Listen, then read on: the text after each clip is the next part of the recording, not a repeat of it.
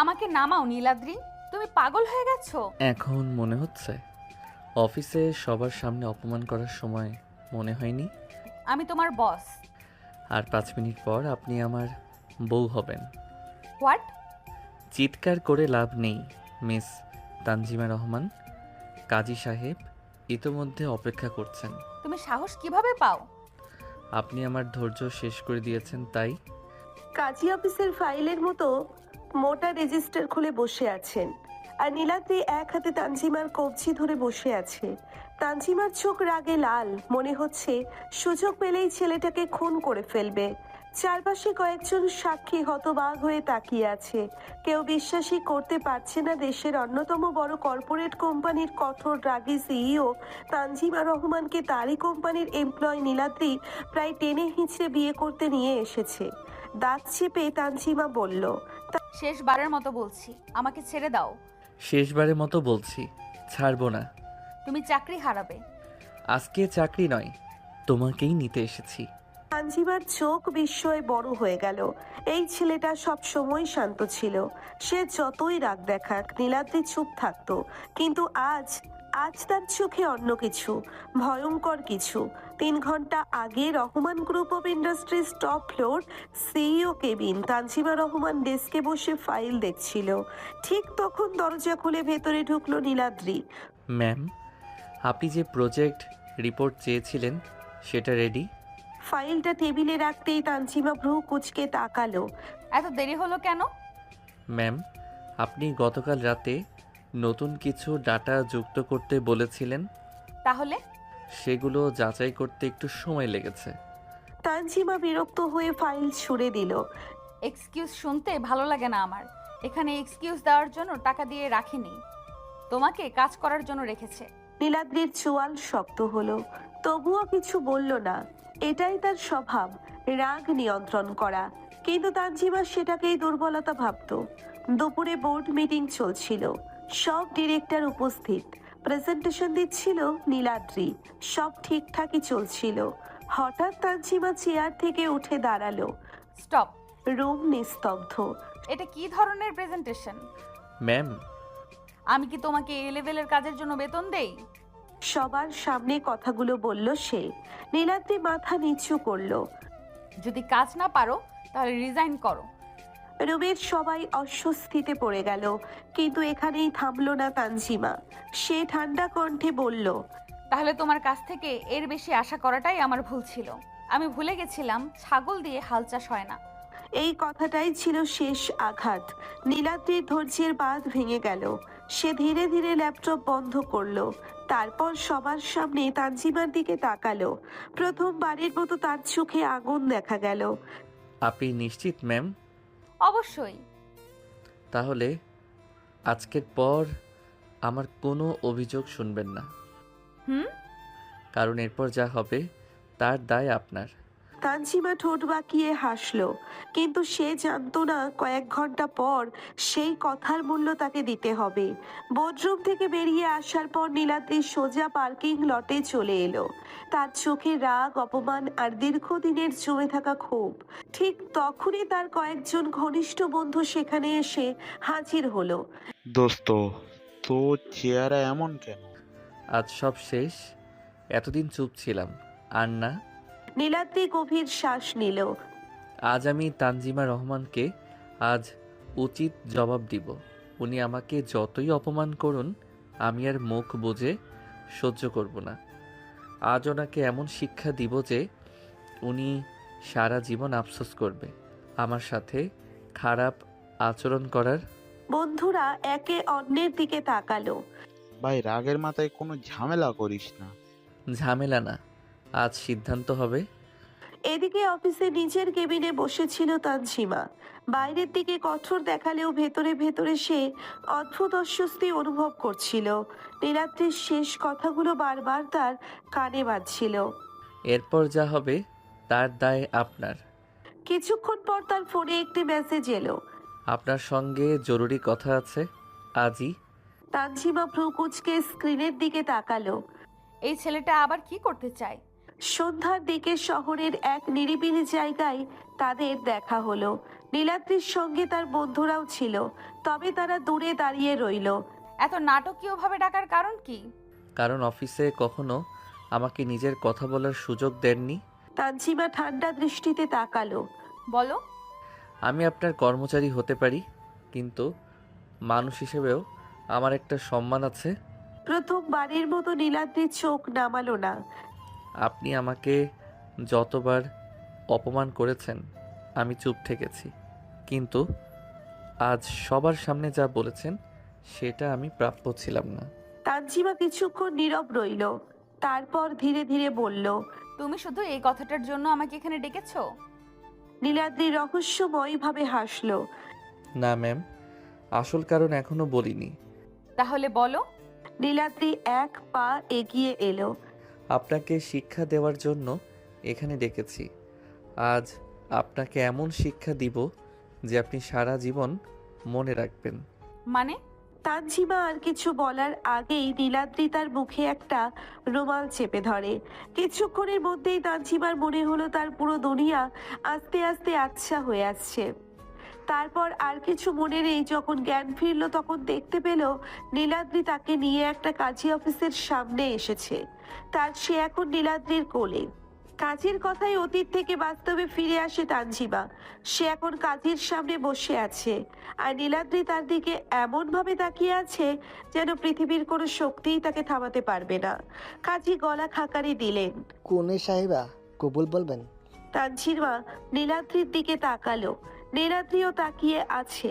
দুইজনের চোখে একই আগুন, একই জেদ, একই রাগ। তানজিমা চিৎকার করে বলল, না, আমি কবুল বলবো না। আমি ওই ছেলেকে বিয়ে করতে চাই না। ভালোই ভালোই কবুল বলুন, নয়তো আমার কাছে অন্য পদ্ধতিও আছে। বিয়ের আগেই নিজের ইজ্জত হারাতে না চাইলে কবুল বলে ফেলুন।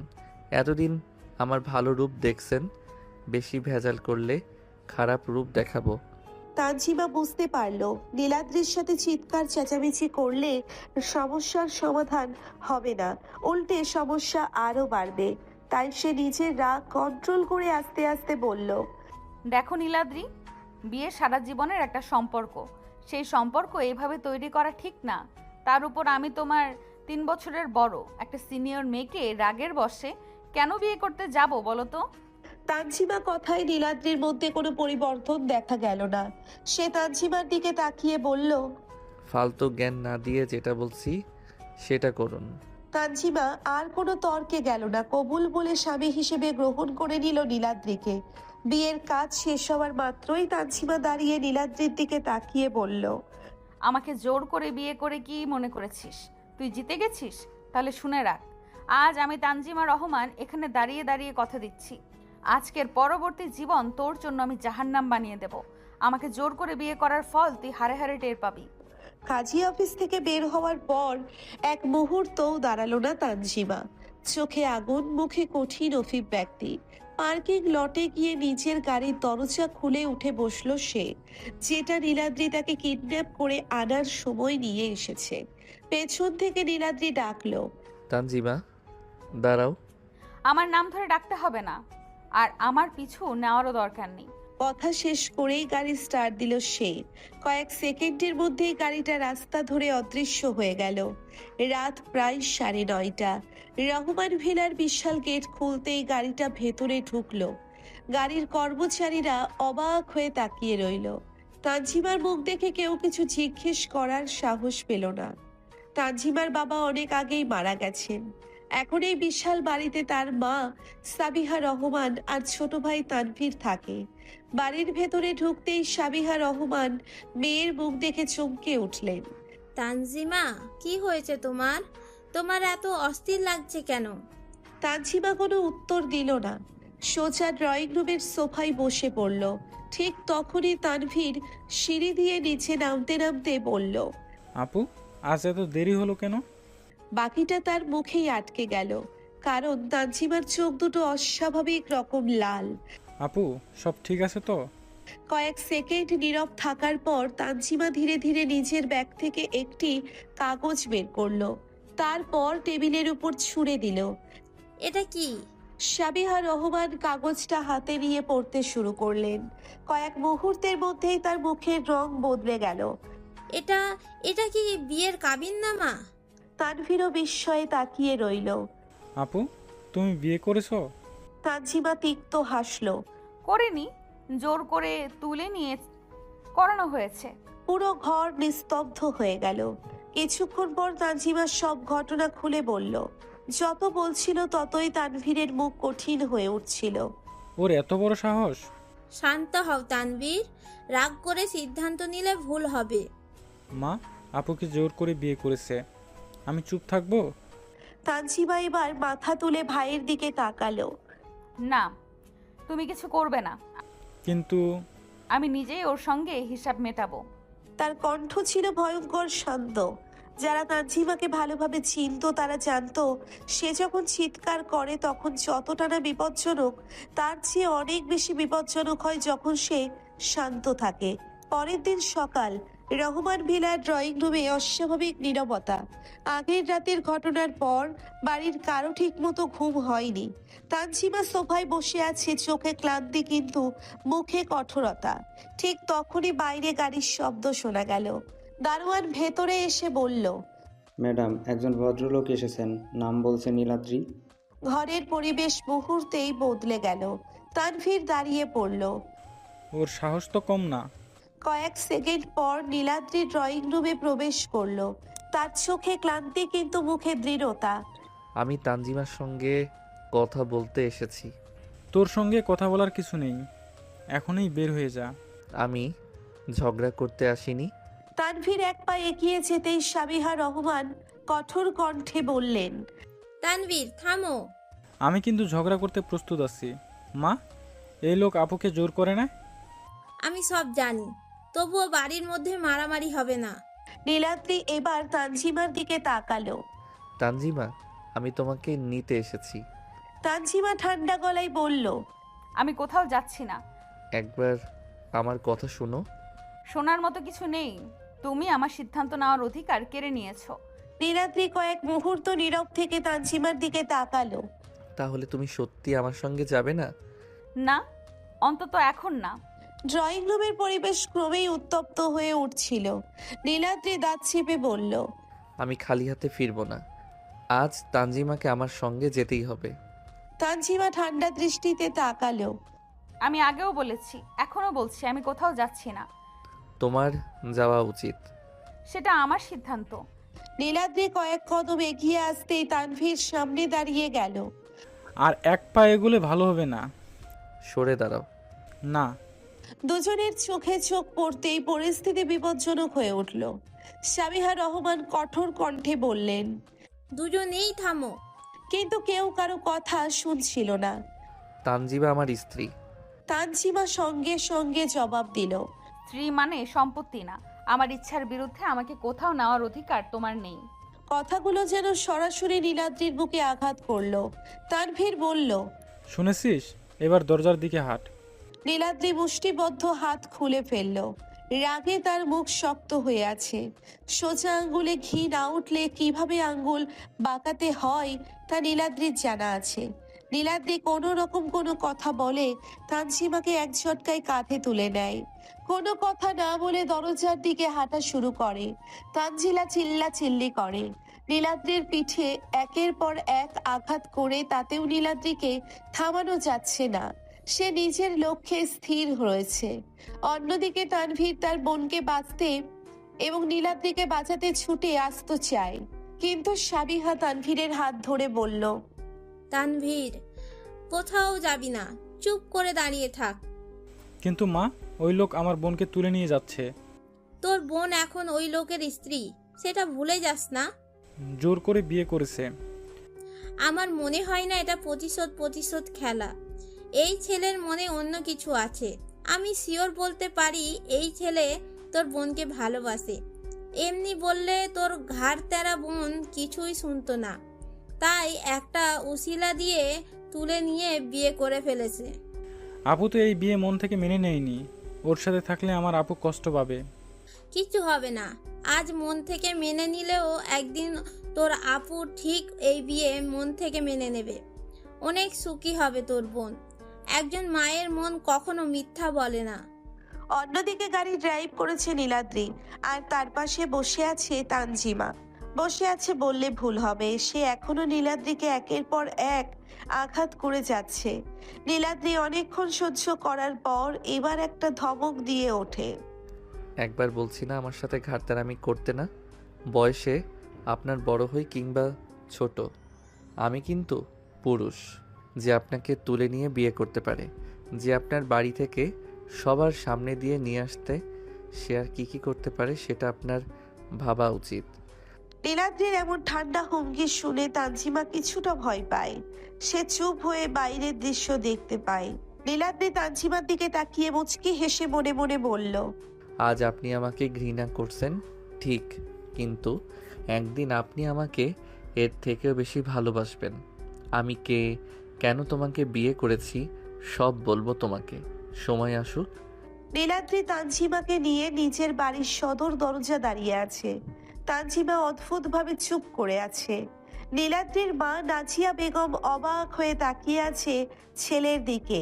তার পাশেই দাঁড়িয়ে আছে তার স্বামী শফিক সাহেব ও তার মেয়ে সিতারা। নীলাদ্রি বউ নিয়ে বাড়িতে শুনে সবাই অবাক হয়ে তাকিয়ে আছে। নীলাদ্রির মা নাজিয়া বেগম হঠাৎ দুই হাত কোমরে দিয়ে বললেন, এই যে মিয়া, বউ নিয়ে এসেছিস ভালো কথা, কিন্তু আগে একটা গুরুত্বপূর্ণ প্রশ্নের উত্তর দে। কি প্রশ্ন মা? বউকে অপহরণ করে এনেছিস নাকি ভদ্রভাবে বিয়ে করে এনেছিস? তানজিমা ভ্রু তুলে তাকালো। নীলাদ্রি কাঁদতে লাগলো। মা, এসব পরে বলি। সিতারা সঙ্গে সঙ্গে বলল, না না, আগে এটা ক্লিয়ার হোক, কারণ যদি অপহরণ করে আনো তাহলে আমি কিন্তু ভাইয়া বলে ছাড় দেব না। শফিক সাহেব গম্ভীর মুখে মাথা নেড়ে বললেন, ঠিক বলেছেন, আমাদের পরিবারের নিয়ম আছে, আগে সত্য কথা বলতে হবে। তানজিমা অবাক হয়ে সবার দিকে তাকিয়ে রইল। সে ভেবেছিল সবাই হয়তো খুব ভয়ঙ্কর বা রাগী হবে, কিন্তু এরা যেন অন্য জগতের মানুষ। নীলাদ্রি বিরক্ত হয়ে বলল, আচ্ছা, আগে ঘরে ঢুকতে দাও। না, আগে বিচার হবে। সিতারা একটা প্লাস্টিকের চেয়ার এনে মাঝখানে রাখলো। আসামি নীলাদ্রি, এখানে বসো। সিতারা, চুপ, আদালতে উচ্চ স্বরে কথা বলা নিষেধ। শফিক সাহেব এবার বিচারকের মতো গলা ভারী করে বললেন, আসামির বিরুদ্ধে অভিযোগ হঠাৎ করে বউ নিয়ে বাড়িতে হাজির হওয়া, পরিবারের কাউকে আগে থেকে না জানানো। আরো অভিযোগ আছে? বলুন। ওর বিয়ের অনুষ্ঠান নিয়ে আমার কত স্বপ্ন ছিল, সেই স্বপ্ন পূরণ করতে না দেওয়া। হ্যাঁ, আমি তো নাচার সুযোগই পেলাম না। সিতারা হঠাৎ নীলাদ্রির কানের কাছে এসে ফিসফিস করে বলল, যাই বলো ভাইয়া, ভাবি কিন্তু সুন্দর আছে। নীলাদ্রি মুচকি হেসে বলল, জানি তো, তাই তো একেবারে বিয়ে করে ঘরে নিয়ে আসলাম। নাজিয়া বেগম বরণের থালা নিয়ে এগিয়ে এলেন। আচ্ছা, বৌমাকে তো বারণ করতে হবে। তিনি খুব আদর করে তানজিমার মাথায় হাত বুলিয়ে দিলেন, মিষ্টি খাইয়ে দিলেন। এখন থেকে তুমি এই বাড়ির মেয়ে। তানজিমা কিছু বলল না, তবে তার চোখের কঠোরতা খানিকটা নরম হলো। কিন্তু ঠিক তখনই শফিক সাহেব হাত তুলে বললেন, 1 মিনিট, বরণ তো হলো, কিন্তু নিয়ম ভাঙা যাবে না। আবার কোন নিয়ম? নতুন বউ আগে ঘরে ঢুকবে। তাহলে ঢুকুক। বউ ঢুকবে, তুই না। কি? সিতারা লাফিয়ে উঠল। সঠিক সিদ্ধান্ত।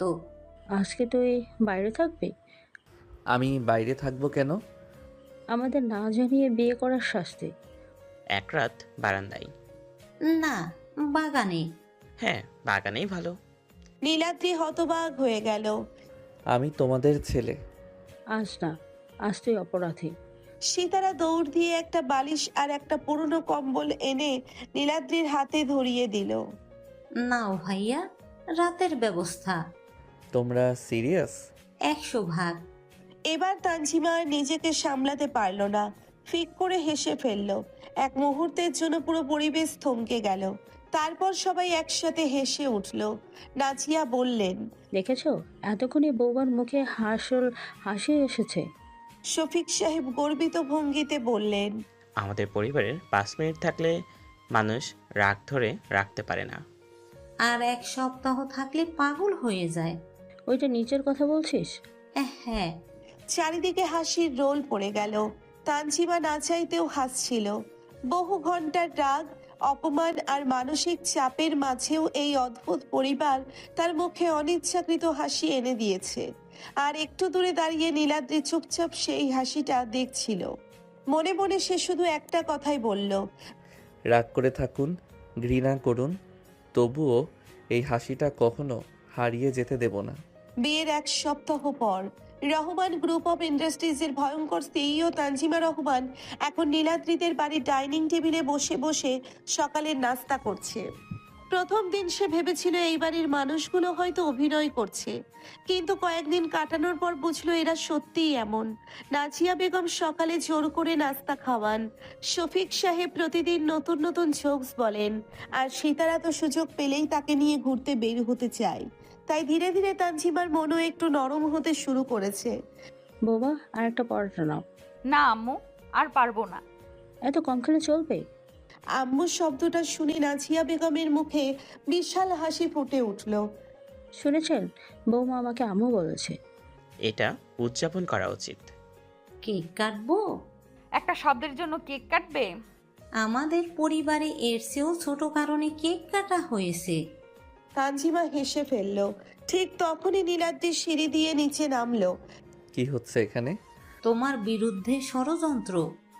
ও আচ্ছা, তাহলে সব ঠিক আছে। তানজিমা চোখ কুঁচকে তাকালো।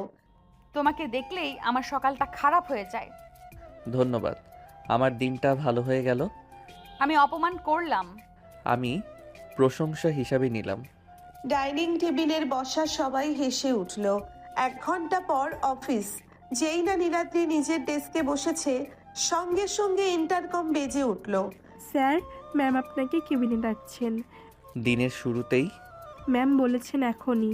নীলাদ্রি দীর্ঘশ্বাস ফেলে সিইও কেবিনের দিকে হাঁটলো। দরজা খুলতেই দেখলো তানজিমা ফাইল হাতে বসে আছে।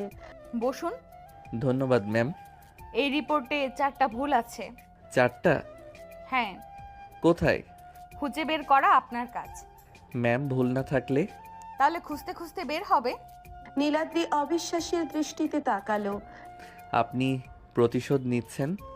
অফিসে আমি সিইও, আর বাসায়? সেখানে তোমার দুর্ভাগ্য। নীলাদ্রি মাথা নেড়ে বের হয়ে গেল। সেদিন সন্ধ্যায় নীলাদ্রিদের বাড়ি। তানজিমা নিজে ল্যাপটপে কাজ করছে। ঠিক তখনই ঘরের লাইট নিভে গেল। কি হলো? অন্ধকারের মধ্যে পরিচিত একটি হাসির শব্দ ভেসে এলো। লোডশেডিং?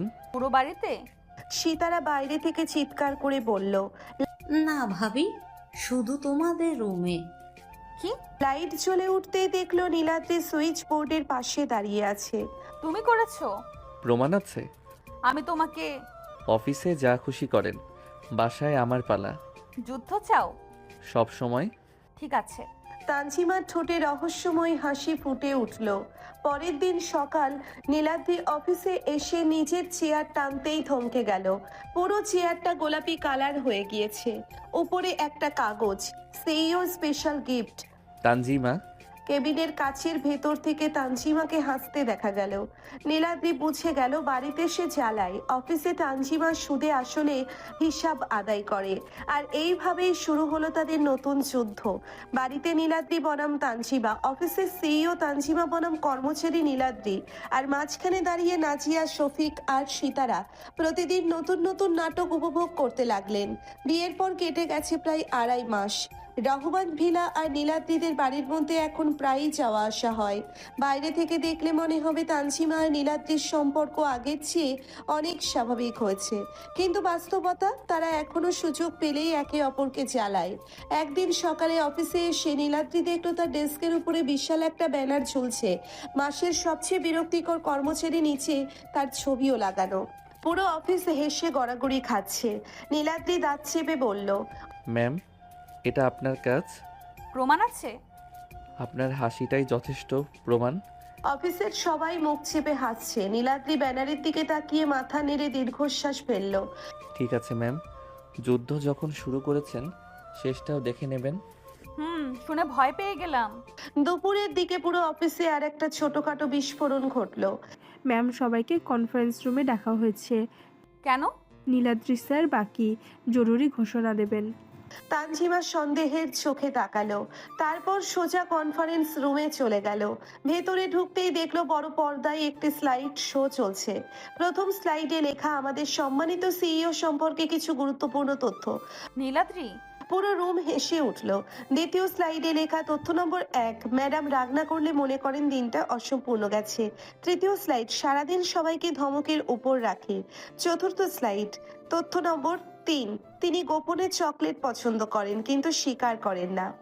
এবার সবাই অবাক হয়ে তানজিমার দিকে তাকালো। কে বলেছে আমি চকলেট পছন্দ করি? গত সপ্তাহে অফিসের ফ্রিজ থেকে 4টা চকলেট কে খেয়েছিল? তানজিমা সঙ্গে সঙ্গে চুপ করে গেল। পুরো রুম হো হো করে হেসে উঠল। ম্যাম, তাহলে খবরটা সত্যি? সবাই কাজে ফিরে যান। মিটিং শেষ হওয়ার পর তানজিমা নিজের কেবিনে ফিরে এলো। কয়েক মিনিট পর দরজায় নক পড়লো। ভেতরে আসো। নীলাদ্রি ঢুকতেই তানজিমা চেয়ার থেকে উঠে দাঁড়ালো। বেশ সাহস বেড়েছে দেখছি। আপনিও তো আমার ছবি দিয়ে ব্যানার বানিয়েছিলেন। হিসাব সমান হয়নি এখনো। আমারও তাই মনে হয়। দুজনেই কয়েক সেকেন্ড একে অপরের দিকে তাকিয়ে রইল। সেদিন সন্ধ্যায় বাসায় ফিরে তানজিমা নিজের ঘরে ঢুকে অবাক। তার ল্যাপটপের ওয়ালপেপারে বিশাল করে লেখা বিশ্বের সবচেয়ে ভয়ঙ্কর সিইও, তার নিচে একটা কার্টুন ছবি। তানজিমা চিৎকার করে উঠল। নীলাদ্রি, অন্য ঘর থেকে উত্তর এলো। জি ম্যাম। এইসব খুনসুটি দেখে সবচেয়ে বেশি মজা পেত সিতারা। তোমরা দুজন বাচ্চাদের থেকেও বেশি ঝগড়া করো। এটাকে বলে বৈবাহিক কূটনীতি। আমি বলি মান। তানজিমা ও নীলাদ্রি একসাথে বলল। নীলাদ্রি চুপ। পুরো বাড়ি হেসে উঠল। একদিন দুপুরে তানভীর আর সাবিহা রহমান বেড়াতে এলেন। তানভীর প্রথমে ভেবেছিল আপু হয়তো খুব কষ্টে আছে, কিন্তু বাড়িতে ঢুকে সে দেখলো তানজিমা আর সিতারা সোফায় বসে পপকর্ন খাচ্ছে, আর নীলাদ্রি রান্নার থেকে ট্রে হাতে বের হচ্ছে। তানভীর অবিশ্বাসের চোখে তাকালো। আপু তুই ঠিক আছিস? হুম। ও তোকে বিরক্ত করে না? করে। তাহলে? আমিও ওকে ছাড়ি না। কিছুক্ষণ পর তানভীর আপুকে একা পেয়ে আস্তে করে বলল। সত্যি করে বল, লোকটা কেমন? তানজিমা কয়েক সেকেন্ড চুপ করে রইল, তারপর ধীরে বলল। ভীষণ বিরক্তিকর।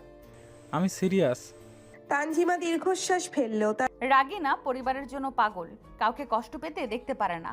আর তানজিমা একটু অপ্রস্তুত হয়ে গেল। আমার যত্নও নেয়। তানভীর অবাক হয়ে তাকিয়ে রইল, কারণ এই প্রথম সে নিজের আপুর মুখে নীলাদ্রির সম্পর্কে ভালো কথা শুনল। দূরে দাঁড়িয়ে সাবিহা রহমান সব শুনছিলেন। তার ঠোঁটে ছোট্ট হাসি ফুটে উঠল। সাবিহা মনে মনে বললেন, আমি জানতাম রাগের দেয়াল ভাঙতে সময় লাগে, কিন্তু মন যদি ভালো হয় একদিন না একদিন জায়গা করেই নেয়। সেদিন রাতে বারান্দায় দাঁড়িয়েছিল তানজিমা। নীলাদ্রি এসে পাশে দাঁড়ালো। কয়েক মুহূর্ত কেউ কথা বলল না। তারপর নীলাদ্রি শান্ত গলায় বলল, তুমি এখনো আমার উপর খুব রাগ করো, তাই না? তানজিমা আকাশের দিকে তাকিয়ে রইল।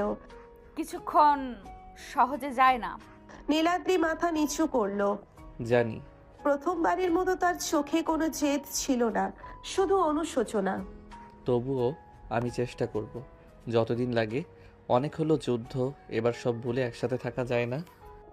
নীলাদ্রির প্রশ্নের পর বারান্দায় কয়েক মুহূর্ত নীরবতা নেমে এলো।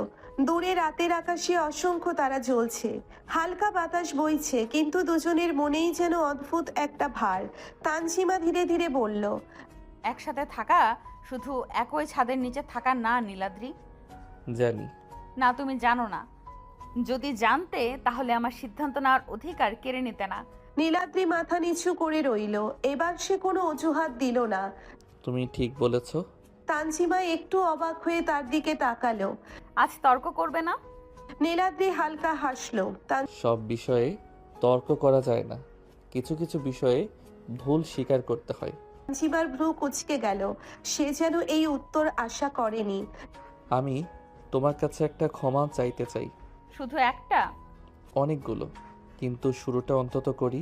নীলাদ্রি গভীর শ্বাস নিল। আমি ভুল করেছি, রাগের মাথায় তোমাকে তুলে নিয়ে বিয়ে করেছি। বিয়ে নামক একটা পবিত্র বন্ধনকে আমি অপমান করেছি। তানজিমা চুপ করে শুনতে লাগলো। আমি ভেবেছিলাম তোমাকে হারানোর ভয় অপমানের কষ্ট সব মিলিয়ে যা করেছি সেটা ঠিক ছিল, কিন্তু সময়ের সাথে বুঝেছি ভালোবাসা আর জোর একসাথে চলে না। প্রথমবারের মতো তানজিমার চোখের কঠোরতা কিছুটা নরম হলো। তুমি জানো আমি এখনো সব ভুলতে পারিনি। আমি চাইও না তুমি জোর করে ভুলে যাও। তাহলে আমি শুধু চাই তুমি আমাকে নতুন করে বিচার করো, সেই রাগী জেদি লোক হিসেবে না, একজন মানুষ হিসেবে। তবে আরেকটা কথা, তোমাকে বিয়ে করার একমাত্র কারণ রাগ নয়, অন্য কোনো কারণ আছে। সেটা কি? সেটা না হয় সময় হলে বলবো। নীলাদ্রি ও তানজিমা কথা বলছিল, ঠিক তখনই নিচতলা থেকে সীতারার চিৎকার ভেসে এলো। ওহো, আবার রোমান্টিক সিন শুরু হয়েছে নাকি? তানজিমা চোখ বন্ধ করে বিরক্ত মুখ করলো। এই মেয়েটা সবসময় ভুল সময়ে হাজির হয় কেন? নীলাদ্রি হেসে ফেলল। এটাই ওর সুপার পাওয়ার। কিছুক্ষণ পর নিচে নেমে দুজন ড্রয়িং রুমে এলো। সেখানে দেখা গেল সীতারা, নাজিয়া বেগম আর শফিক সাহেব গোল হয়ে বসে আছে। তোমাদের জন্য একটা জরুরি পারিবারিক মিটিং ডাকা হয়েছে। এবার আবার কি? আগামী সপ্তাহে আব্বুর বিবাহ বার্ষিকী, আর আমরা একটা ছোট অনুষ্ঠান করব। ছোট মানে খুব ছোট, মাত্র 200 অতিথি। 200 অতিথি ছোট? আমাদের পরিবারের হিসেবে ছোট। সবাই হেসে উঠল। নাজিয়া বেগম এবার তানজিমার হাত ধরে বললেন, বৌমা, এবারের পুরো আয়োজনের দায়িত্ব তোমার আর নীলাদ্রের। আমার? শেষ, এবার তো আমি বাঁচলাম না। কেন? কারণ তুমি অফিসে যেমন বস, এখানেও তেমন বস হয়ে যাবে। তানজিমা ঠোঁট বাঁকিয়ে বলল। ভালোই তো। সবাই আবার হেসে উঠল, কিন্তু হাসির আড়ালে তানজিমা নিজেও বুঝতে পারল অনেক দিন পর তার মনটা একটু হালকা লাগছে। সব ক্ষত এখনো শুকায়নি, সব প্রশ্নের উত্তরও মেলেনি, তবু মনে হচ্ছে সামনে হয়তো নতুন একটা অধ্যায় অপেক্ষা করছে। আর নীলাদ্রি 3 মাস পর সময় অনেক কিছু বদলে দেয়। কিছু ক্ষত পুরোপুরি সারায় না, কিন্তু ব্যথাটা কমিয়ে দেয়। গত 3 মাসে তানজিমা আর নীলাদ্রির জীবনেও অনেক পরিবর্তন এসেছে। তারা এখনো ঝগড়া করে, এখনো একে অপরকে খোঁচা দেয়, কিন্তু আগের সেই তীব্র রাগ আর ঘৃণাটা কোথায় যেন হারিয়ে গেছে। তানজিমা এখনো অফিসে সিইও, নীলাদ্রি এখনো তার অধীনে কাজ করে। তবে এখন অফিসের সবাই জানে মিটিং রুমে তারা যতই তর্ক করুক, দিনের শেষে তারা একে অপরের পাশে দাঁড়ায়। সেদিন ছিল শুক্রবার সকাল। সাধারণত ছুটির দিনে তানজিমা একটু বেশি ঘুমায়, কিন্তু আজ ঘুম ভাঙলো অদ্ভুত একটা গন্ধে। চোখ খুলতেই সে বুঝতে পারলো রান্নাঘর থেকে কিছু একটা পড়ছে। তানজিমা বিছানা থেকে উঠে দ্রুত নিচে নেমে এলো। রান্নাঘরে ঢুকেই থমকে গেল। পুরো রান্নাঘর ধোঁয়ায় ভরে গেছে, আর মাঝখানে দাঁড়িয়ে আছে নীলাদ্রি, মুখে অ্যাপ্রন, হাতে খুন্তি, আর সামনে একটা কালো হয়ে যাওয়া ফ্রাই প্যান। হে আল্লাহ! সুপ্রভাত। তুমি কি করছো? নাস্তা বানাচ্ছি। নাস্তা? তানজিমা পোড়া জিনিসটার দিকে তাকালো। এটাকে নাস্তা বলছো? সীতারা পাশ থেকে বলল, ভাবি, এটা আগে অমলেট ছিল, আগে? এখন এটা প্রত্নতান্ত্রিক নির্দেশন। শফিক সাহেব হেসে ফেললেন। আর 5 মিনিট থাকলে জাদুঘরে পাঠানো যেত। নীলাদ্রির বিরক্ত হয়ে বলল, তোমরা কেউ সহযোগিতা করছো না? বাবা, আমরা সহযোগিতা করতে গিয়েছিলাম, তুমি কাউকে ঢুকতেই দাওনি। আজ হঠাৎ রান্না করার শখ হলো কেন? নীলাদ্রি একটু অপ্রস্তুত হয়ে গেল। তুমি গতকাল বলেছিলে অনেক দিন কেউ তোমার জন্য কিছু বানায়নি। তানজিমা কিছুক্ষণ চুপ করে রইল। সে সত্যিই গতকাল কথাটা বলেছিল, কিন্তু নীলাদ্রি সেটা মনে রেখেছে, এটা সে আশা করেনি। তানজিমা ধীরে বলল, তাই বলে পুরো রান্নাঘর উড়িয়ে দিতে হবে? ভালো কাজ করতে গেলে কিছু ত্যাগ স্বীকার করতেই হয়। রান্নাঘরটা সেই ত্যাগ। সকালের নাস্তা শেষ হওয়ার পর সবাই ড্রয়িং রুমে বসে গল্প করছিল। ঠিক তখনই তানজিমার ফোন বেজে ওঠে। স্ক্রিনে ভেসে উঠল director board. Tanjima phone receive করলো। কয়েক মিনিট কথা বলার পর তার মুখ গম্ভীর হয়ে গেল। ফোন রাখতেই নীলাদ্রি জিজ্ঞেস করলো, কি হয়েছে? সমস্যা হয়েছে। সবাই একসাথে তাকালো। আমাদের নতুন আন্তর্জাতিক প্রজেক্টে কিছু জটিলতা দেখা দিয়েছে। বড় সমস্যা? অনেক বড়। তানজিমার মুখ দেখে বোঝা যাচ্ছিল সে সত্যিই চিন্তিত। আগে হলে সে সবকিছু একা সামলানোর চেষ্টা করত, কিন্তু এবার নীলাদ্রি শান্ত গলায় বলল, আমি আছি। তানজিমা তার দিকে তাকালো। নীলাদ্রির চোখে কোনো বাড়াবাড়ি আত্মবিশ্বাস ছিল না, শুধু ভরসা ছিল। তানজিমা অদ্ভুতভাবে শান্ত হয়ে গেল। দুপুরে তারা দুজন অফিসে গেল। কনফারেন্স রুমে জরুরি মিটিং চলছে। একজন বিদেশি পার্টনার অনলাইনে যুক্ত ছিলেন। পরিস্থিতি বেশ জটিল। কথা বলতে বলতে এক পর্যায়ে তানজিমার মাথা গরম হয়ে গেল। এই ডেডলাইনে কাজ শেষ করা সম্ভব না। কিন্তু চুক্তি অনুযায়ী চুক্তি বাস্তবতা বদলায় না। পরিস্থিতি উত্তপ্ত হয়ে উঠছিল। ঠিক তখনই নীলাদ্রি কথা বলল। আমরা একটা বিকল্প প্রস্তাব দিতে পারি। তানজিমা তাকালো। নীলাদ্রি শান্তভাবে পুরো পরিকল্পনা ব্যাখ্যা করতে লাগলো। প্রায় 15 মিনিট পর মিটিং শেষ হলো, আর আশ্চর্যজনকভাবে সবাই সেই প্রস্তাবে রাজি হয়ে গেল। রুম খালি হওয়ার পর তানজিমা চুপচাপ দাঁড়িয়ে রইল। কি হলো? তুমি ভালো সামলেছ। নীলাদ্রি ভ্রু তুলল। এটা কি প্রশংসা? হয়তো।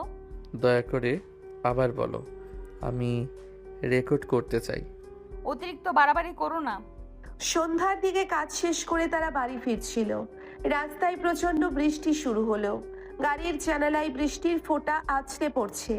তানজিমা বাইরের দিকে তাকিয়েছিল। হঠাৎ সে বলল, নীলাদ্রি, হুম, একটা প্রশ্ন করব? করো। তুমি এখনো বলনি কেন আমাকে বিয়ে করেছিলে। গাড়ির ভেতর হঠাৎ নীরবতা নেমে এলো। নীলাদ্রি কয়েক সেকেন্ড কিছু বলল না, তারপর ধীরে হাসলো। আজও বলবো না। অবিশ্বাস্য। আর একটু সময় লাগবে। 3 মাস তো হয়ে গেল। আমি 10 বছর অপেক্ষা করতে পারি। আমি পারবো না। তাহলে কৌতূহল নিয়ে থাকো। তানজিমা বিরক্ত মুখে জানালার দিকে তাকালো, কিন্তু ঠোঁটের কোণে ছোট্ট হাসি ফুটে উঠেছিল। রাতে সবাই ঘুমিয়ে যাওয়ার পর তানজিমা বারান্দায় এসে দাঁড়ালো। আকাশ পরিষ্কার, বৃষ্টির পর বাতাসটাও বেশ ঠান্ডা। কিছুক্ষণ পর নীলাদ্রিও এসে পাশে দাঁড়ালো। কেউ কথা বলল না, দুজনে সামনে তাকিয়ে রইল। অনেকক্ষণ পর তানজিমা ধীরে বলল, জানো, কি? আগে আমি ভাবতাম পৃথিবীতে কাউকে বিশ্বাস করা যায় না। নীলাদ্রি চুপ করে শুনল। সবাই শুধু নিজের কথা ভাবে। আর এখন? তানজিমা কিছুক্ষণ চুপ করে রইল, তারপর ধীরে বলল, এখন মনে হয় কিছু মানুষ ব্যতিক্রম হয়। নীলাদ্রির বুকের ভেতরটা কেমন যেন কেঁপে উঠল। এটা কি আমার জন্য বলা? নিজেকে এত গুরুত্বপূর্ণ ভেবো না। দেরি হয়ে গেছে। আমি নিজেকে অনেক আগেই গুরুত্বপূর্ণ ভাবা শুরু করেছি। তানজিমা হেসে ফেলল। কয়েক মুহূর্ত পর আবার নীরবতা। হঠাৎ নীলাদ্রি বলল, তানজিমা, হুম? যদি সময়টা ফিরিয়ে নেওয়া যেত। তানজিমা তার দিকে তাকালো। তাহলে আমি প্রথম দিনই তোমার কাছে ক্ষমা চাইতাম। তানজিমা কিছু বলল না। নীলাদ্রি আবার বলল, আর তোমাকে নিজের সিদ্ধান্ত নেওয়ার সুযোগ দিতাম। তানজিমার চোখে অদ্ভুত এক অনুভূতি ফুটে উঠল। রাগ নয়, অভিমানও নয়, কিছুটা নরম, কিছুটা গভীর। তানজিমা ধীরে বলল, সময় ফিরে আসে না নীলাদ্রি। নীলাদ্রি মাথা নাড়ল। জানি। তবে মানুষ বদলাতে পারে। নীলাদ্রি বিস্মিত হয়ে তার দিকে তাকালো। তানজিমা প্রথমবারের মতো সরাসরি তার চোখে চোখ রাখলো। আর তুমি বদলেছো। এই কয়েকটা শব্দ শুনে নীলাদ্রি যেন কিছুক্ষণ কথা হারিয়ে ফেলল। কারণ সে জানে এই কথাগুলো তানজিমার মুখ থেকে বের হওয়া সহজ ছিল না, খুবই কঠিন ছিল। দূরে কোথাও রাতের বাতাসে ঘন্টার শব্দ ভেসে এলো, আর বারান্দার নরম আলোয় দাঁড়িয়ে দুজন মানুষ প্রথমবারের মতো অনুভব করলো তাদের সম্পর্কটা হয়তো আর শুধু যুদ্ধ, খুনসুটি কিংবা অভিমানের মধ্যে সীমাবদ্ধ নেই। ধীরে ধীরে অজান্তেই একটা নতুন অনুভূতি জন্ম নিচ্ছে, আর সেই অনুভূতির নাম কি সেটা হয়তো দুজনেই জানে, কিন্তু এখনো কেউ মুখে স্বীকার করতে রাজি নয়। পরের দিন রাত, সারাদিনের ব্যস্ততা শেষে তানজিমা নিজের ঘরে আলমারি গোছাচ্ছিল। আলমারির ভেতরটা যেন ছোটখাটো একটা যুদ্ধক্ষেত্র। ফাইল, ডকুমেন্ট, পুরনো কাগজপত্র সবকিছু এলোমেলো হয়ে আছে। এই মানুষটা কি কখনো কিছু ঠিকঠাক জায়গায় রাখে? সে বিরক্ত মুখে একটা সেলফ গোছাতে লাগলো। হঠাৎ পেছনের দিকে হাত যেতেই আঙ্গুলে শক্ত কিছু লাগলো। কি লাগছে এটা? সে সামনে থাকা কয়েকটা ফাইল সরিয়ে দিল। পেছনে একটা পুরনো কালো ফাইল লুকিয়ে রাখা ছিল। ফাইলটার ওপর কোনো নাম লেখা নেই। তানজিমার কপাল কুঁচকে গেল। এটা আবার কি? কৌতূহল বশত সে ফাইলটা খুলল। প্রথম পাতায় চোখ পড়তেই তার নিঃশ্বাস থেমে গেল। সেখানে একটা ছবি, তার বাবার ছবি। বাবা? তার হাত হালকা কাঁপতে শুরু করলো। দ্রুত পরের পাতা উল্টালো। প্রতিটি পাতায় বিভিন্ন নোট, রিপোর্ট, সাক্ষ্য এবং তদন্ত সংক্রান্ত তথ্য লেখা, আর উপরে বড় অক্ষরে লেখা মৃত্যু তদন্ত প্রতিবেদন। তানজিমার বুকের ভেতর ধকধক করতে লাগলো। সে একের পর এক পৃষ্ঠা উল্টাতে লাগলো। কিছু তথ্য তার পরিচিত, কিছু সম্পূর্ণ অজানা, আর কিছু বিষয় দেখে তার চোখ বিস্ময়ে বড় হয়ে গেল। কারণ রিপোর্টে বারবার উল্লেখ করা হয়েছে ঘটনাটি স্বাভাবিক মৃত্যু নাও হতে পারে। তানজিমার মাথার ভেতর যেন ঝড় বয়ে গেল। এটা এখানে কিভাবে এলো? ঠিক তখনই ফাইলের ভেতর থেকে ছোট্ট একটা ধাতব জিনিস মেঝেতে পড়ে গেল। টিং! তানজিমা চমকে নিচে তাকালো। একটা ব্যাজ, রূপালী রঙের। সে ধীরে ধীরে সেটা তুলে নিল। ব্যাজের উপর খোদাই করা সিআইডি। তানজিমার চোখ বিস্ময়ে স্থির হয়ে গেল। তার দৃষ্টি ধীরে ধীরে নিচের নামের দিকে তাকালো। সেখানে স্পষ্ট লেখা এসিপি নীলাদ্রি আহমেদ। এক মুহূর্তের জন্যে যেন পুরো পৃথিবী থেমে গেল। তানজিমা নিঃশব্দে দাঁড়িয়ে রইল। তার কানে নিজের হৃদস্পন্দনের শব্দ ছাড়া আর কিছুই পৌঁছাচ্ছিল না। এসিপি নীলাদ্রি আহমেদ? তার মনে পড়ল নীলাদ্রি কখনো নিজের অতীত সম্পর্কে বিস্তারিত কিছু বলেনি। কখনো বলেনি সে আগে কি করত, কখনো বলেনি কেন মাঝে মাঝে গভীর রাতে কারোর সঙ্গে গোপনে ফোনে কথা বলতো। তানজিমা আবার ফাইলের দিকে তাকালো।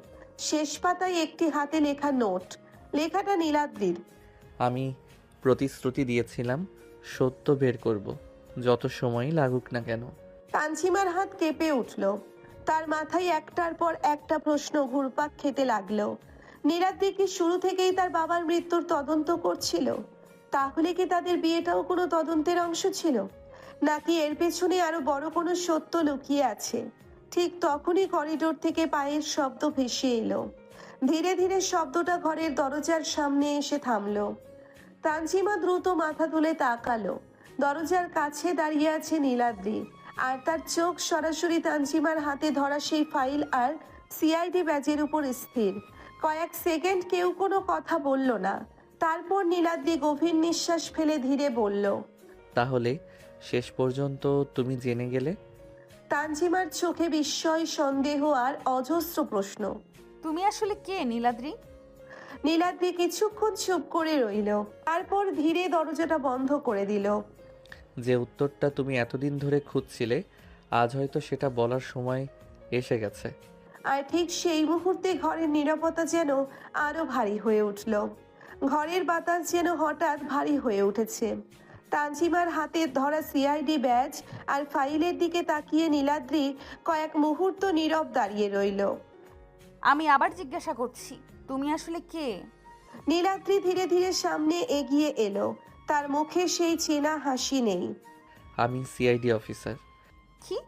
আর তোমার বাবার মৃত্যুর তদন্তের প্রধান তদন্ত কর্মকর্তা আমি। তানজিমার মাথার ভেতর যেন বিস্ফোরণ ঘটল। তাহলে আমাদের বিয়ে? এটার ব্যাপারে পরে কথা বলি। তানজিমা চুপ থাকে। নীলাদ্রি ধীরে ধীরে ফাইলটা হাতে নিল। তোমার বাবা শুধু একজন কর্পোরেট সিইও ছিলেন না তানজিমা। মানে? তার আরেকটা পরিচয় ছিল, এমন একটা পরিচয় যা দেশের খুব কম মানুষ জানতো। তানজিমার নিঃশ্বাস আটকে গেল। তিনি সরকারের একটি বিশেষ অর্থনৈতিক গোয়েন্দা টাস্ক ফোর্সের গোপন উপদেষ্টা ছিলেন। কি বলছো তুমি? দেশের বড় বড় কর্পোরেট জালিয়াতি, অবৈধ অর্থ পাচার আর আন্তর্জাতিক অর্থনৈতিক অপরাধের তথ্য সংগ্রহে তিনি সাহায্য করতেন। তানজিমা অবিশ্বাসের চোখে তাকিয়ে রইল। বাবা কখনো আমাকে এইসব বলেনি। কারণ তিনি তোমাকে নিরাপদ রাখতে চেয়েছিলেন। নীলাদ্রি ফাইলের একটা ছবি বের করলো। ছবিতে কয়েকজন প্রভাবশালী ব্যবসায়ী একটি বৈঠকে বসে আছে। তোমার বাবা একটা বিশাল চক্রের সন্ধান পেয়েছিলেন। কোন চক্র? একটি আন্তর্জাতিক সিন্ডিকেট যারা বৈধ ব্যবসার আড়ালে কোটি কোটি টাকা বিদেশে পাচার করত। তানজিমার চোখ বড় হয়ে গেল। তিনি প্রমাণ সংগ্রহ করেছিলেন। তাহলে? সেই প্রমাণ প্রকাশ হওয়ার আগেই তাকে হত্যা করা হয়। ঘরের নীরবতা আরো গভীর হয়ে গেল। 100%। নীলাদ্রি ফাইল থেকে একটি কাগজ বের করলো। অফিসিয়াল রিপোর্টে হৃদরোগে মৃত্যু বলা হয়েছিল, কিন্তু ফরেনসিক রিপোর্টে কিছু অসঙ্গতি ছিল। তুমি নিশ্চিত এটা হত্যা ছিল আর তুমি সেটা খুঁজে পাও? হ্যাঁ, আর তখনই তদন্ত শুরু করি। তানজিমার চোখে পানি চলে এলো। তাহলে এতদিন তুমি একা এসব করছিলে? কারণ আমি তাকে একটা কথা দিয়েছিলাম। কি কথা? নীলাদ্রি ধীরে ধীরে ফাইলের শেষ পাতা খুলল। সেখানে তানজিমার বাবার নিজের হাতে লেখা একটি লাইন। যদি আমার কিছু হয়, সত্যটা যেন চাপা না পড়ে। তানজিমার চোখ ঝাপসা হয়ে গেল। সেদিন হাসপাতালের বাইরে তিনি আমাকে এই প্রতিশ্রুতি দিতে বলেছিলেন। তুমি বাবাকে চিনতে? অনেক বছর ধরে, তাই তার মৃত্যুর তদন্ত করার জন্য এই অফিসে এসেছিলাম। এই অফিসে কেন? গোপন সূত্রে খবর পেয়েছিলাম যে তোমার বাবার খুনি সে আসলে তোমাদের অফিসের তার কাছের কেউ ছিল, আর সে এখনও তোমাদের অফিসেই আছে তোমার বাবার ওই ফাইল খোঁজার জন্য। আর বিয়ের ব্যাপারটা? যেদিন প্রথম আমি তোমাদের অফিসে আসি সেদিন তোমাকে দেখছি, আমি প্রেমে পড়ে যাই। আমি জানতাম তুমি আমার থেকে বয়সে বড়, তাও আমি আমার সেই অনুভূতিকে চাপা দেইনি, তোমাকে ভালোবাসতে থাকি। চিন্তা ছিল তদন্তের ফাঁকে ফাঁকে অফিসে তোমাকে পটিয়ে নেব। পটানো তো দূরের কথা, তুমি সারাক্ষণ আমাকে ছাড়ের উপরে রাখতে, তাও আমি কিছু মনে করতাম না। কিন্তু হঠাৎ একদিন জানতে পারলে তোমার বাবার খুনি তোমাকেও শেষ করে দিতে চাচ্ছে। তাদের ভাষ্য মতে তোমার বাবা তার সব ফাইল নাকি তোমার কাছে দিয়ে গিয়েছি। সেসব ফাইলের কথা কখনো যেন দুনিয়ার সামনে না আসে, তাই তোমাকে শেষ করার জন্য তারা উঠে পড়ে লাগে। আমার কাছে আর কোনো রাস্তা ছিল না, আমি ঝগড়ার রসিলা দিয়ে তোমাকে উঠিয়ে নিয়ে বিয়ে করি, যাতে তুমি সবসময় আমার সামনে থাকো, ওরা যাতে তোমার কোনো ক্ষতি করতে না পারে। নীলাদ্রির কথা শেষ হতেই ঘরের ভেতর আবার নীরবতা নেমে এলো। বাইরে হালকা বাতাসে জানালার পর্দা ঝুলছে, কিন্তু তানজিমার মনে যেন ঝড় বইছে। তাহলে তুমি আমাকে সত্যিই ভালোবেসেছিলে? নীলাদ্রি কয়েক সেকেন্ড চুপ করে তার দিকে তাকিয়ে রইল। তদন্তের জন্য তোমার কাছে এসেছিলাম, কিন্তু তোমাকে ভালোবেসেছিলাম সম্পূর্ণ নিজের ইচ্ছায়। আর এই কয়েক মাস? প্রতিটা মুহূর্ত সত্যি ছিল, তবে তোমাকে ইচ্ছে করে জ্বালাতাম, কারণ তোমার রেগে যাওয়া মুখটা আমার কাছে অনেক ভালো লাগতো। তানজিমার চোখে জল চিকচিক করে উঠল। সে রাগ করতে চায়, কিন্তু তার মনে পড়ছে নীলাদ্রির প্রতিটি ছোট ছোট যত্ন, প্রতিটি পাশে দাঁড়ানো মুহূর্ত। তুমি আমাকে বিশ্বাস করনি? করেছি। তাহলে সত্যিটা লুকিয়েছিলে কেন? কারণ যত কম মানুষ জানবে তুমি তত নিরাপদ থাকবে। তদন্ত কতটুকু সম্পূর্ণ হয়েছে? শেষ, প্রায় খুব তাড়াতাড়ি তোমার বাবার খুনিরা স্বস্তি পাবে। নীলাদ্রির শেষ কথাটা ঘরের ভেতর কয়েক সেকেন্ড ধরে প্রতিধ্বনির মতো ভাসতে লাগলো। তদন্ত শেষের পথে, খুব তাড়াতাড়ি তোমার বাবার খুনিরা শাস্তি পাবে। তানজিমা চুপচাপ তার দিকে তাকিয়ে রইল, চোখে জল জমে আছে। এতদিনের রাগ, অভিমান, সন্দেহ, কষ্ট সবকিছু যেন একসাথে এসে বুকের ভেতর ধাক্কা মারছে। সে মনে করার চেষ্টা করলো গত 6 মাসের প্রতিটি মুহূর্ত। যখন সে অসুস্থ ছিল, নীলাদ্রি সারা রাত জেগেছিল। যখন অফিসের চাপ বেড়ে যেত, নীলাদ্রি নীরবে পাশে দাঁড়াতো। যখন সে সবার ওপর রেগে যেত, তখনও ছেলেটা হাল ছাড়েনি। আর আজ সে জানলো এই পুরো সময়টা নীলাদ্রি শুধু একজন স্বামী হিসেবেই নয়, একজন রক্ষক হিসাবেও তার পাশে ছিল। হঠাৎ তানজিমা ধীরে ধীরে সামনে এগিয়ে এলো। নীলাদ্রি কিছু বুঝে ওঠার আগেই সে দুহাত বাড়িয়ে নীলাদ্রিকে শক্ত করে জড়িয়ে ধরল। নীলাদ্রি পুরোপুরি স্থির হয়ে গেল। তার চোখ বড় বড় হয়ে গেছে, মুখ হা হয়ে আছে। মনে হচ্ছে যেন তার সিস্টেম কয়েক সেকেন্ডের জন্য বন্ধ হয়ে গেছে। বোকা মানুষ একটা। তার কণ্ঠ কেঁপে উঠল। সবকিছু একা একা সহ্য করছো কেন? নীলাদ্রি এখনো নড়ছে না, কারণ তার মস্তিষ্ক এই মুহূর্তটা প্রসেস করার চেষ্টা করছে। তানজিমা আমাকে জড়িয়ে ধরেছে নিজের ইচ্ছেই, স্বপ্ন না তো। সাহস করে সে নিজের হাতে হালকা চিমটি কাটলো। আউচ। কি হলো? চেক করছিলাম আমি বেঁচে আছি নাকি মারা গেছি। কি? কারণ আমার স্ত্রী আমাকে জড়িয়ে ধরেছে, এটা বাস্তব হতে পারে বলে মনে হচ্ছে না। তানজিমা চোখ মুছে তার কাঁধে হালকা একটা ঘুষি মারলো।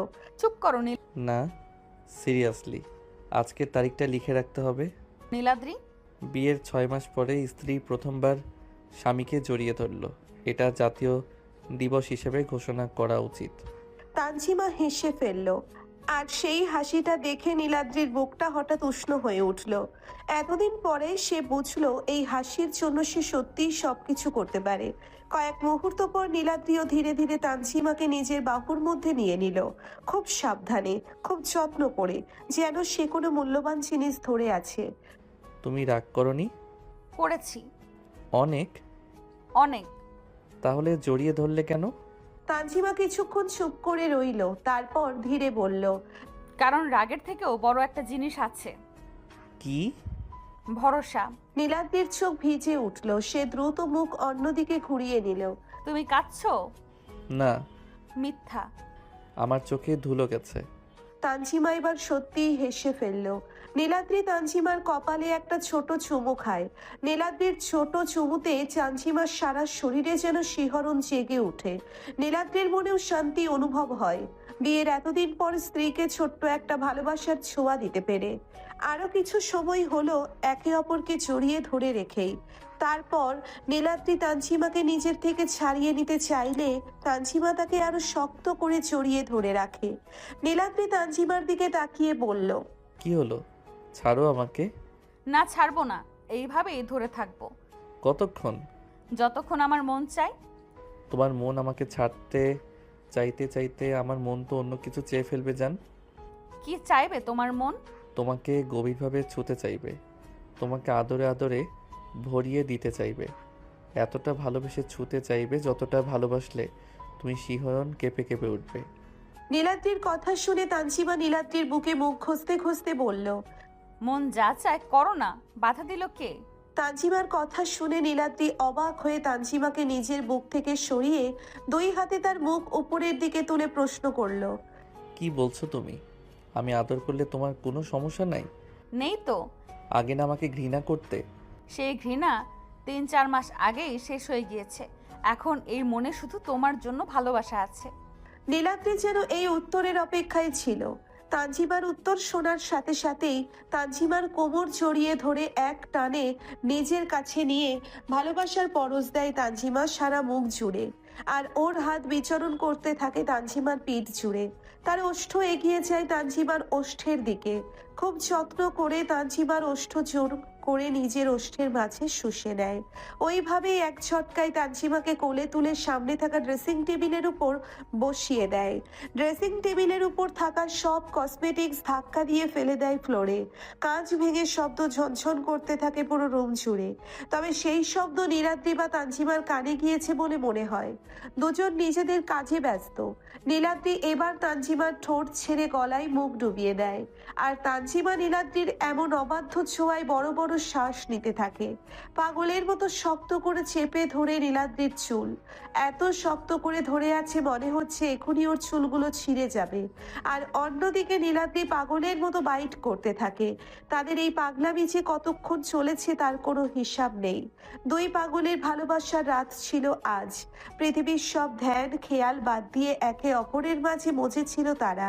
পরের দিন সকাল।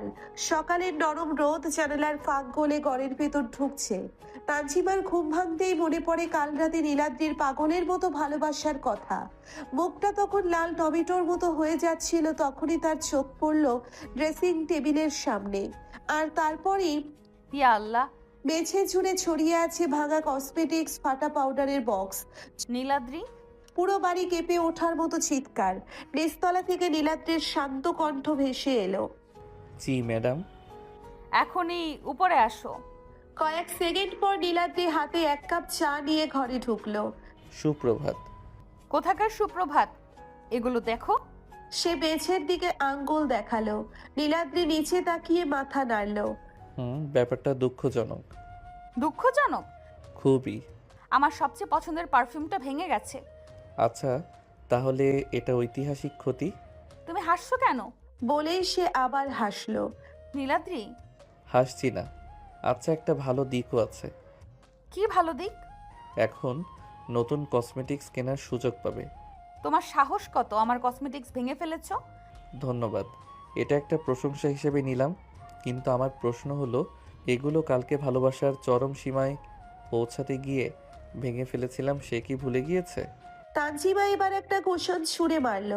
নীলাদ্রি সহজেই সেটা ধরে ফেলল। দেখো, তোমার থ্রোয়িং স্কিল আগের চেয়ে ভালো হয়েছে। আমি সিরিয়াস। আমিও সিরিয়াস। আজ তোমাকে আমি ছাড়বো না। এটা শুনে আমি একটু ভয় পেয়েছি। একটুও পাওনি। ঠিক ধরেছ। তানজিমার রাগ আরো বেড়ে গেল। ঠিক তখনই সিতারা দরজার সামনে উকি দিল। কি হয়েছে? তোমার ভাই আমার সব কসমেটিক্স নষ্ট করেছে। ও ভাইয়া, আজ তোমার জন্য আমি আগেই দোয়া পড়ে রাখছি। ধন্যবাদ, খুব দরকার হবে। সিতারা দ্রুত সরে পড়ল, কারণ সে জানে ঝড়ের কেন্দ্রবিন্দুতে থাকা নিরাপদ নয়। কিছুক্ষণ পর তানজিমা চুপ করে দাঁড়িয়ে রইল, তার মুখ এখনো গম্ভীর। নীলাদ্রি এবার আর মজা করল না।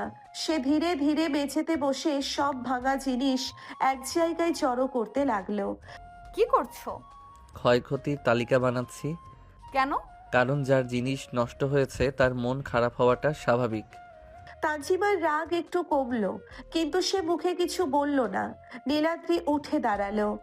চলো। কোথায়? সারপ্রাইজ। আমি কোথাও যাব না। ঠিক আছে। সে পকেট থেকে একটা ছোট খাম বের করে তানজিমার হাতে দিল। তানজিমা অবাক হয়ে খাম খুলল। ভেতরে একটা কার্ড, সেখানে লেখা, আমার স্ত্রীর পছন্দের সব জিনিসের ক্ষতিপূরণ দেওয়ার দায়িত্ব আমার। আজ বিকেলে শপিংয়ে যাওয়া বাধ্যতামূলক। নিচে বড় করে লেখা, স্বাক্ষরিত অপরাধী নীলাদ্রি আহমেদ। তানজিমা অনেক চেষ্টা করেও হাসি চাপতে পারল না। রাগ কমেছে? একটু। আরও কমানোর ব্যবস্থা আছে। কি ব্যবস্থা? তোমার পছন্দের কফি, পছন্দের কেক আর বিকেলে শপিং। ঘুষ দিচ্ছ? না, শান্তি চুক্তির প্রস্তাব দিচ্ছি। তানজিমা এবার হেসে ফেলল। তুমি সত্যিই অসহ্য। জানি। তারপরেও? তানজিমা মাথা নেড়ে বলল, থাক, কিছু না। না না, এখন বলতেই হবে। বলবো না। তাহলে ধরে নিলাম তুমি আমাকে ক্ষমা করে দিয়েছো। অতিরিক্ত ভাববে না। কিন্তু তার মুখের হাসিটা বলে দিচ্ছিল রাগটা আর বেশিক্ষণ টিকবে না। আর নীলাদ্রি, সে মনে মনে ভাবল মিশন রাগ ভাঙানো সফল। শপিং বিশ্রাম নিচ্ছিল তানজিমা, কিন্তু তার মাথায় এখনো ঘুরছে নীলাদ্রির আসল পরিচয়, তদন্ত আর বাবার মৃত্যুর রহস্য। বারান্দায় দাঁড়িয়ে দূরের আকাশের দিকে তাকিয়েছিল সে। ঠিক তখনই নীলাদ্রি 2 কাপ কফি হাতে নিয়ে পাশে এসে দাঁড়ালো। ম্যাডাম, আজকের আবহাওয়ার রিপোর্ট বলছে আপনি খুব গভীর চিন্তায় আছেন। সব সময় মজা করতে হয়? না, তবে তোমার কপালে ভাঁজ দেখলে আমার ভালো লাগে না। তানজিমা চুপচাপ কফির কাপটা হাতে নিল। কয়েক মুহূর্ত নীরবতার পর সে ধীরে বলল, জানো, ছোটবেলায় আব্বুর সঙ্গে আমি এই বারান্দাতেই বসতাম। বৃষ্টি হলে উনি বলতেন আকাশও মাঝে মাঝে কাঁদে, তখন বুঝতাম না। নীলাদ্রি কিছু বলল না, শুধু মন দিয়ে শুনতে লাগলো। আজ এত বছর পরে মনে হচ্ছে কথাটার মানে বুঝতে পারছি। তোমার বাবা তোমাকে নিয়ে খুব গর্ব করতেন। তুমি কিভাবে এত নিশ্চিত? নীলাদ্রি হালকা হাসলো।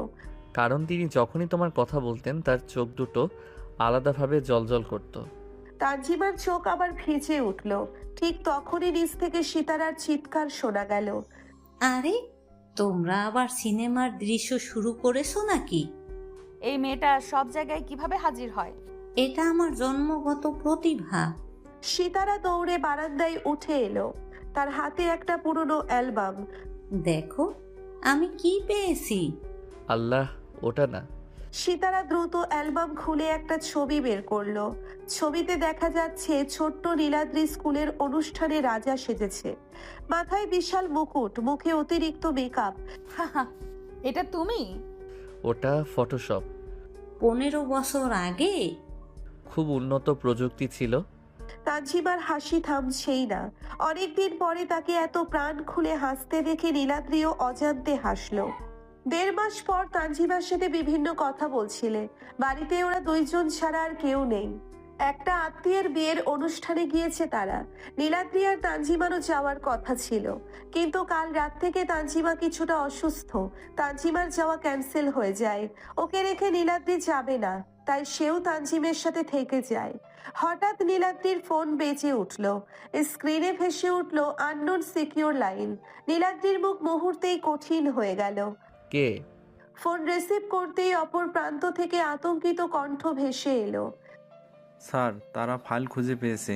ওরা জেনে গিয়েছে এটা এখন আপনার কাছে আছে। কি বলছো? আজ রাতেই তারা আঘাত করতে পারে আপনাদের বাড়িতে। আপনারা নিজেদেরকে সেভ করুন। আমরা খুব তাড়াতাড়ি আপনাদের কাছে পৌঁছানোর ব্যবস্থা করছি। কল কেটে গেল। ঠিক তখনই বাড়ির নিচতলা থেকে কাঁচ ভাঙার বিকট শব্দ শোনা গেল। ঝনঝন। তানজিনা চমকে উঠল। নীলাদ্রি মুহূর্তের মধ্যে সতর্ক হয়ে গেল। তানজিমা, আমার পেছনে থাকো। কি হয়েছে? যাদের কারণে তোমার বাবা মারা গেছেন। নীলাদ্রির চোখ ভয়ঙ্কর ঠান্ডা হয়ে উঠল।